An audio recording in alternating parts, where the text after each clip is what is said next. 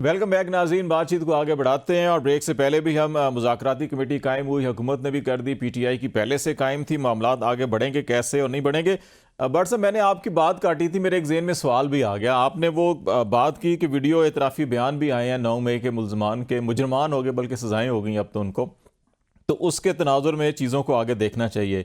लेकिन एक चीज़ देखें, जिनकी तहवील में थे और जहाँ पे आप अगर कस्टडी में हो, हिरासत में हो, तो वो उसके बयान का 164 का नहीं कहा जाता। अगर हमने ये आज मान लिया दौरान हिरासत और वो भी मिलिट्री कस्टडी में बयान ठीक है, तो फिर हमें हुदैबिया पेपर में इसहाक डार साहब का भी वो 164 का बयान मानना पड़ेगा, जिसमें उन्होंने मियां नवाज शरीफ साहब पे इल्ज़ाम लगाया था मनी लॉन्ड्रिंग का। लेकिन बाद में उन्होंने कहा क्योंकि मैं ज़ेर हिरासत था, दबाव में था, फौजी हुकूमत थी, फौजी जबर था, तो इसलिए मुझे देना पड़ा। तो आप समझते हैं कि एक आज़ादाना माहौल हो, एक इंडिपेंडेंट कमीशंस हो, इंक्वायरी हो, फिर जिम्मेदारी खा वो इमरान खान पे है, खा वो फैसल चौधरी साहब पर है, या मुझ पे है, या आप पर है, वो उसको नहीं छोड़ना चाहिए। लेकिन एक इंडिपेंडेंट इंक्वायरी हो जाए, रैदर देन के जो प्रोसिक्यूटर है वही कह रहा है कि मैं जो है कि वो जज भी हूँ, जूरी भी हूँ, वो मेरा ख्याल है कि ठीक नहीं होगा। नहीं, ऐसा नहीं है। आपने खैर मेरी बात नहीं सुनी। मैंने कहा कि जिस वक्त ये हमले हो रहे थे, उनकी वीडियो थी, उनकी रिकॉर्डिंग थी, वो जो बातें कर रहे थे वो साथ लगी थी फुटेज, जब वो अंदर जाके हमला कर रहे हैं, चीज़ें तोड़ रहे हैं, आग लगा रहे हैं, और लोगों ने सरों पे पीटीआई के झंडे पहने हुए हैं, हाथों में लगाए हुए हैं। मैंने वो फुटेज की बात की है, उन फुटेज की बात की है। अच्छा, मैंने कहा शायद कुछ बयानात भी दिए ना उन्होंने कि इतराफी बयान का। अच्छा जी, उन्होंने इतराफी बयान दे दिया, इस पे आते हैं। चलें। नहीं, आप देखें कि जिन जिन लोगों को ये सजा, उनके साथ वो वीडियो लगी है जहाँ वो अंदर जा रहे हैं। जिस पूरे पाकिस्तान में देखें ना, सिर्फ फौजी तनसीबात पे हमले हुए। ये एक मंसूबा था जो क्या था, मुझे आप बताएं ना, आप अपनी तारीख में देख लें, कभी भी किसी सियासी जमात ने एहतजाज किया है, अगर कोई तोड़ फोड़ अल्लाह ना करे की है, कोई गाड़ी किसी को आग लगाई है, तोड़ दिया सड़क पे जाके, लेकिन कोई भी जाके फोर्सेस पे जाके हमले किसी ने नहीं किए आज तक। नहीं किए। तो जब आप फोर्सेस पे हमले करेंगे तो उनके ट्रायल वही होंगे। एक चीज और मैं पूछता हूं कि आप कह रहे हैं जी कि वो सिविल नाफरमानी की कॉल वापस ले लें एज ए सीबीएम। वो ये कह रहे हैं कि आप भी बतौर सीबीएम एटलीस्ट उन लोगों के जिनकी बार बार जमानतें हो रही हैं लेकिन उनको एक नए मुकदमे में फंसा दिया जाता है और चलान पेश नहीं हो रहे 1.5 साल गुजरने के बावजूद, इसका मतलब है कि कोई एविडेंस नहीं है, जो ना चलान पेश हो रहा है, ना ही उनको जमानत पे छोड़ा जा रहा है। कभी एक शहर, कभी एक थाना, कभी दूसरा जिला, कभी तीसरा मुकदमा, तो उनकी रिहाई हो जानी चाहिए। आप समझते हैं कि अगर कॉल में सिविल नाफरमानी थोड़ी डिले होती है तो फिर कुछ सीबीएम्स रिहाई में भी नजर आएंगे? इमरान खान को ना छोड़ें, जिनके चलान पेश हुए ना छोड़ें, लेकिन जिनके चलान पेश नहीं हुए अभी तक, उनको तो छोड़ा जा सकता है। देखें, अदालतों को ना कोई हुकूमत हुक्म कर सकती है कि इसको छोड़ दें, इसको जेल में बंद कर दें। आपने अगर जेल से बाहर आना है, अगर आपने मुकदमात ख़त्म होने हैं, तो वो आप अदालतों में ही जाते हैं। इमरान खान साहब को ये पता है और पता होना चाहिए कि हुकूमत ना ताला खोल सकती है ना ताला लगा सकती है। मुज़ाकरात होने चाहिए। 1.5 साल आगे 2 साल या कुछ टाइम वेस्ट हो गया। मुज़ाकरात के लिए हुकूमत हमेशा ऑफ़र करती रही, और आपको पता है क्या होता था जब इमरान साहब खुद वज़ीर-ए-आज़म बन गए थे, मुसल्लत हो गए थे, तो वो कहते थे मैं तो अपोजिशन से बात ही नहीं करता, और आज तक की भी नहीं। जब शहबाज साहब ने कहा था कि एज अपोजिशन लीडर मैं आपका साथ देता हूँ मईशत की मजबूती, तो उन्होंने कहा आप एनआरओ मांग रहे हैं। तो ये ट्रैक रिकॉर्ड है। मैं इसलिए कहता हूँ अभी भी ये अच्छी बात है आप कहें जी कि कभी भी आप समझे ना कि शराइत पर कभी भी कोई आपस में आपके कोई भी मुज़ाकरात नहीं होते, गैर मशरूत होते हैं। और मुज़ाकरात शुरू हो गए, कल आपको पता चल जाएगा कि सेंसिटिविटी किधर है और असल ये मुज़ाकरात करना चाहते हैं कि नहीं। हुकूमत तो मुज़ाकरात करना चाहती है। 8 बंदों का एक पैनल बन गया और जिसमें बड़े सीनियर लोग हैं, और इंशाल्लाह मुझे उम्मीद है कि अगर इमरान खान साहब के अंदर और कोई ऐसी चीज़ नहीं और वो वाकई मुज़ाकरात करना चाहते हैं तो वो इस टीम को पूरी अथॉरिटी देंगे।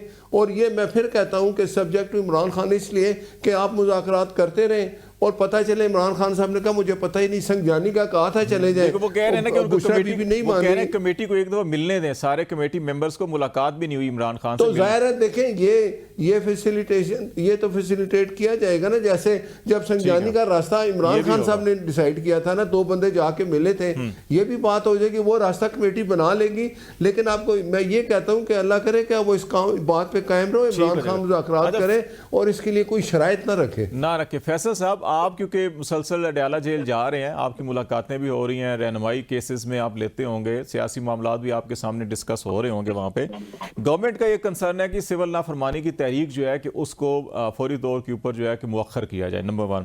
شیخ وقاص اکرم صاحب جو ترجمان ہیں پی ٹی آئی کے، سیکرٹری اطلاعات بھی ہیں، ان کا بیان سامنے آج جو آیا ہے، وہ کہتے ہیں کہ سول نافرمانی کی تحریک کل سے مرحلہ وار شروع ہوگی. اب فیز وائز سے کیا مراد ہے ان کی کہ ترسیلات ذرا روک دیے جائیں گے، نہیں روکے جائیں گے؟ ابھی اس پہ کچھ ابہام ہے. آپ کی جو گفتگو ہوئی پچھلے 2-3 سماعتوں کے اوپر، آپ کیا سینس پریویل سمجھ رہے ہیں کیا ہے کہ آج کمیٹیاں بن گئی ہیں، کل ٹائم بھی طے ہو گیا میٹنگ کے لیے، تو اس حالات کے اندر عمران خان کی جو گائیڈنس تھی، رہنمائی تھی، کیا وہ یہ تھی کہ نہیں پھر بھی ہم جاری رکھیں گے، یا اس سٹیج کے اوپر جو ہے کہ مؤخر کی جا سکتی ہے؟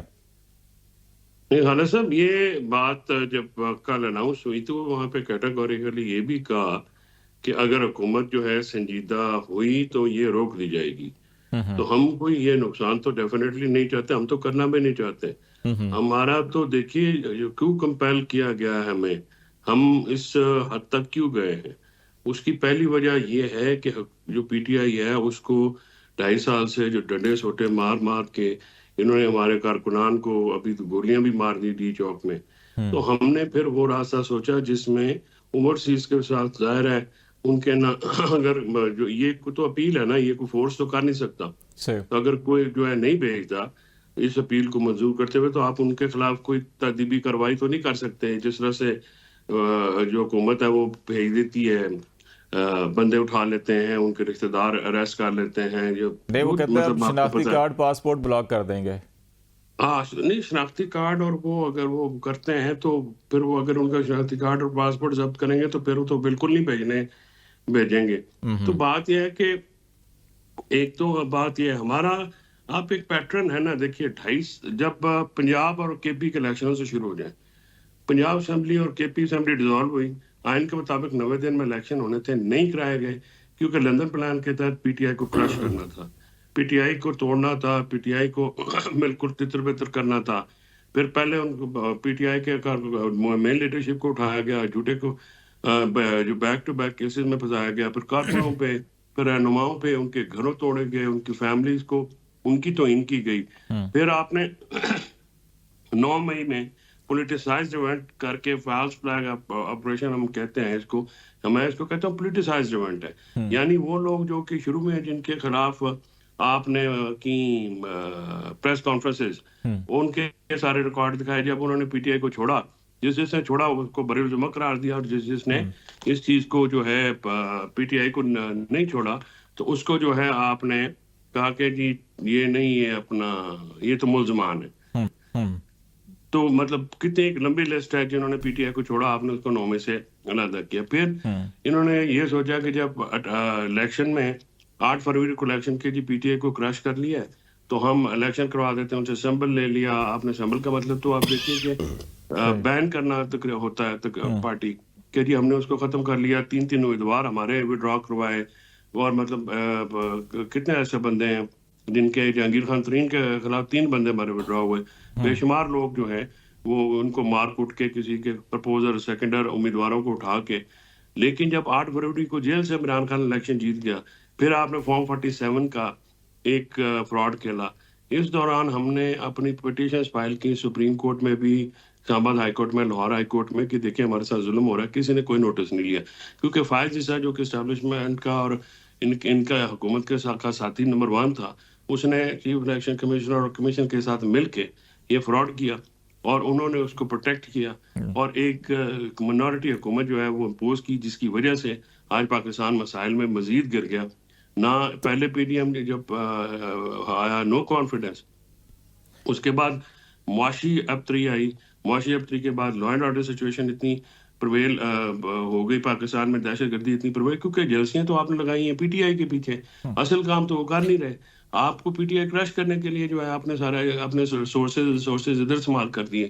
اس کے بعد آپ نے جا کے 26ویں ترمیم کی ہے. 26ویں ترمیم میں آپ نے عدلیہ کو جو ہے وہ بالکل ہی یرغمال بنا لیا. سپریم کورٹ کے حکم کے باوجود ریزرو سیٹیں آپ پی ٹی آئی کو نہیں دے رہے. سینٹ کے الیکشن کے پی میں آپ نے آج تک نہیں کرائے. یہ جو سب سارے وہ حالات ہیں جن کی وجہ سے آپ مجبور ہوئے سول نافرمانی کا. 26 نومبر کو آپ نے हमारे बंदे शहीद कर दिए, बंदे मिसिंग कर दिए, वो अपना चौधरी साहब को हमने अच्छी बात लिस्टें- करें आगे अब ये अपने सारे के बाद जिस हमारे बात पास पे कोई हम option बैठे क्या है? हैं अभी हमारे पास क्या ऑप्शन है? अभी सिविल नाफरमानी कर चले, मान लिया आपका आखिरी ऑप्शन था, कमेटी बनी, अब नासिर भट्ट साहब भी तवक्को कर रहे हैं कि आप सेवन नाफरमानी इनकी कोई कामयाब नहीं होनी। किसी गरीब आदमी ने अपने पैसे भेजते हुए नहीं रोकना, ये भी शौक पूरा कर लें, लेकिन जब आप एक मुज़ाकरात करते हैं उसके लिए आपको कुछ चीज़ दिखानी पड़ती है। यहाँ ब्रेक लेते हैं, ब्रेक के बाद इसी नुक्ते से बातचीत को आगे जारी रखेंगे। नाज़रीन हमारे साथ रहिएगा।